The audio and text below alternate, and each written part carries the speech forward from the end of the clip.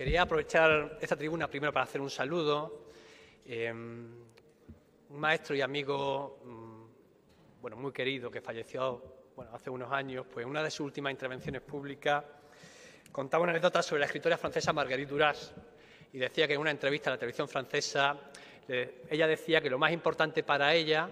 era la conciencia de clase. Eso generaba una perplejidad enorme a su alrededor, asombro, como el que genera en una sociedad como esta. Pero bueno, yo creo que esa conciencia solidaria entre los de abajo, que proyecta un mundo alternativo, eso que no encontramos habitualmente, y que algunos, a veces se nos antoja incluso poner algún anuncio en el periódico, se busca conciencia de clase con alguna recompensa. Esta conciencia de clase está hoy aquí. Yo saludo a la conciencia de clase que se sienta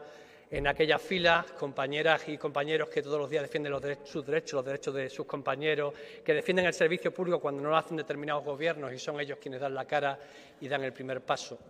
También quería aprovechar esta tribuna para algo distinto antes de la interpelación. Quiero saludar a mis compañeros de Jerez, que en los últimos días han recibido amenazas, pintadas, etcétera, etcétera, de algunos grupos que reflejan la podredumbre moral y ética, la insolidaridad de esta sociedad. Yo creo que quiero mandar un mensaje a esos grupos, un mensaje que viene, bien resumido en mi camiseta hoy, pero, sobre todo decirles que frente a la insolidaridad, las ganas de dividir a los de abajo, pues hay una gente que está construyendo comunidad, barrio, ciudad, que lo que tienen enfrente,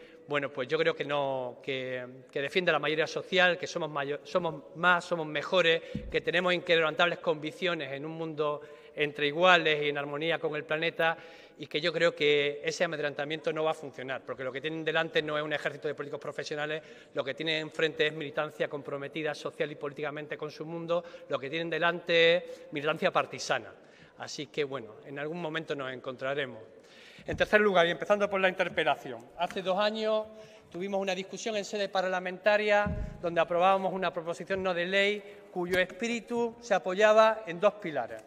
1, el rescate del servicio público. 2, intentar solucionar los problemas que había de conflictividad laboral y de vulnerabilidad y vulneración sistemática de los derechos de los trabajadores y trabajadoras, que además, de vulnerar sus derechos, afectaba a la calidad del propio servicio. Esos eran los 2 pilares de aquella proposición no de ley, de aquel mandato mayoritario de este arco parlamentario que el Gobierno durante 2 años ha ignorado sistemáticamente. Ha ignorado la voluntad popular que aquí se esgrimió. Esa proposición no de ley, porque no quiero olvidarlo tampoco, precedía otra proposición no de ley, la del 061, meses antes, que también aprobábamos lo mismo, el rescate del servicio público y poner fin a la conflictividad laboral. 2 años después, el servicio público no se ha rescatado, no se ha cumplido el mandato popular. Hemos tenido discusiones en sede parlamentaria para ver si el Gobierno era capaz de, con rigurosidad, poner encima de la mesa datos, informes jurídicos y no solo amenazar a los trabajadores para no rescatar el servicio público. En estos 2 años solo hemos encontrado evasivas, mirar para otro lado,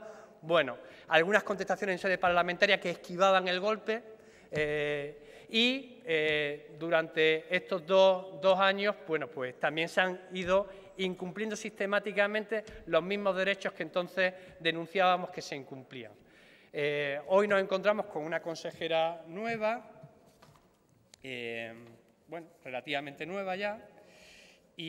pero con una consejera con una trayectoria muy larga institucional, ¿no? Que ha pasado por muchas administraciones distintas con responsabilidades muy distintas. Ahí me gustaría que, en la tribuna, 2 años después,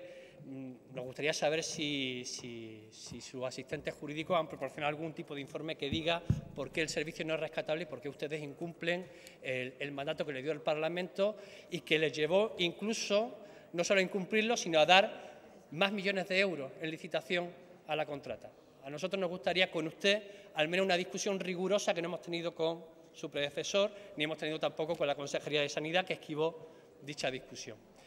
Les recordamos que nosotros decíamos en aquel momento que las empresas no asumían ningún tipo de riesgo, que el material, los medios los proporcionaba la Junta de Andalucía, que nosotros pensábamos y argumentábamos que la gestión directa del servicio era más barata para los bolsillos de los contribuyentes, de los ciudadanos, era más barata para las arcas públicas,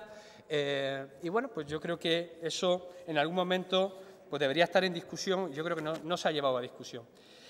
Más allá de eso, pues nosotros además lo que constatamos, y lo constatamos mediante informes de la Inspección de Trabajo, sus dictámenes, mediante sentencias, mediante la voz que tienen los sindicatos, que se han reunido hasta 3 veces con usted, pues le vamos a relatar los incumplimientos sistemáticos de los derechos de los trabajadores que siguen repercutiendo en la calidad del servicio público. Y a nosotros nos gustaría, porque sabemos que le han dicho a los trabajadores que eso no se lleva a las reuniones, no sabemos entonces qué hay que llevar a las reuniones, si no son los incumplimientos de aquella proposición no de ley, es decir, el compromiso de un Gobierno por velar que el servicio público, aunque estuviera gestionado por empresas privadas, iba a cumplir con la ley. Si no es eso, pues yo no sé entonces a qué obedecen dichas reuniones, a no ser que sea marear la perdiz, bueno, dilatar en el tiempo el conflicto, que los trabajadores se aburran cuando son los primeros defensores de la calidad del servicio.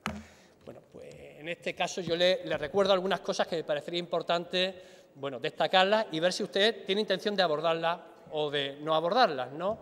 Les recuerdo que en este momento se incumple el convenio colectivo con los descansos de 2 fines de semana que pone el convenio colectivo. Hay trabajadores que no tienen derecho a esos dos descansos de fines de semana. La empresa no ha subido, el convenio colectivo tiene rango de ley,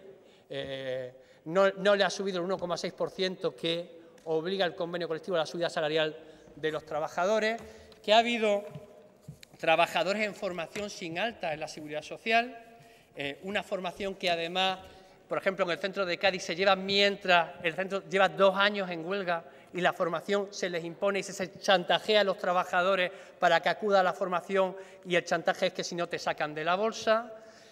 Tiene que ser la Inspección de Trabajo quienes obliguen a hacer contratos indefinidos cuando hay fraude de ley. Es decir, eso no ha cambiado en la empresa. Se incumplen las vacaciones, sigue habiendo denuncias en Inspección de Trabajo y la Inspección de Trabajo escribe a la empresa porque sigue habiendo estrés laboral, no se concilia familiarmente, hay problemas de conciliación, hay discapacidades sobrevenidas de trabajadores que no pueden acudir a su centro de trabajo porque no hay posibilidad de acceder al centro de trabajo con una discapacidad sobrevenida, algo que me parece especialmente preocupante. La empresa, y si yo lo tengo, usted lo deberá tener, la empresa le dice a la Inspección de Trabajo que no le va a dar las horas de los trabajadores a tiempo parcial, las horas que se ejecutan. Además de que no hay un dimensionamiento de sala, es decir, que no sabemos cuántos trabajadores tiene que haber por tramo y por fecha y no sabemos cuántos trabajadores se van a poner a disposición cuando hay situaciones de emergencia. Yo les recuerdo la foto que aparece en el Twitter del 112, una foto suya, con la sala prácticamente vacía mientras los incendios de Doñana. Esa es la calidad del servicio público de hoy. Cuando hay situaciones extraordinarias, esto es lo que pasa, por no haber un dimensionamiento de sala. Y usted es la última responsable de esto, no es la empresa, es usted la última responsable. Eso bueno, pues que no haya un dimensionamiento de sala, que no se sepa cuántos trabajadores tiene que haber en el servicio público, es algo grave y trae las consecuencias que trae, que al final también tiene llamadas en cola, que son llamadas a emergencias, que no sabemos qué pasan con esas llamadas. Entonces, pero es que además la empresa, además de no proporcionar el dimensionamiento de sala, le dice a la inspección que no le va a dar las horas de trabajo de los trabajadores a tiempo parcial. Y a mí esto me lleva a una pregunta. ¿Se están ejecutando las horas del pliego de condiciones? La empresa las ejecuta porque si no las ejecuta, la empresa está ganando dinero público de más, pero el servicio se está incumpliendo. Y claro, bueno, pues a mí me preocupa porque tiene que ver con el bolsillo de los contribuyentes, pero si la Administración, si su consejería, si usted como última responsable no tiene los medios o la voluntad, después de una trayectoria tan larga como la suya, de hacer que se cumpla en un servicio como el de emergencia, que fíjese si es importante que cuando el centro de Cádiz lleva 2 años de huelga, le impone servicios mínimos del 100% y llevan 2 años sin poder ejecutar su huelga, con un servicio tan importante, si usted no le mete mano a la empresa y obliga a ejecutar el servicio de emergencia, pues algunos pensamos que ya tiene que haber algún tipo de connivencia. Es decir, a mí me preocuparía incluso desde el punto de vista de la responsabilidad jurídica. ¿Son ustedes conniventes con el engaño a la Administración pública, con no ejecutar el pliego de condiciones, con no ejecutar el servicio por acción o por omisión? A algunos nos preocupa el bolsillo de los públicos, pero a usted debería preocupar si eso tiene algún tipo de responsabilidad jurídica. Y es normal que en algún sector de la ciudadanía diga, bueno, ¿qué connivencia hay entre Ferrovial y la Consejería que no se le mete mano a empresas que incumplen sistemáticamente lo comprometido mediante un pliego, mediante la ley, en un servicio tan extraordinario como el de emergencia? Gracias, señoría.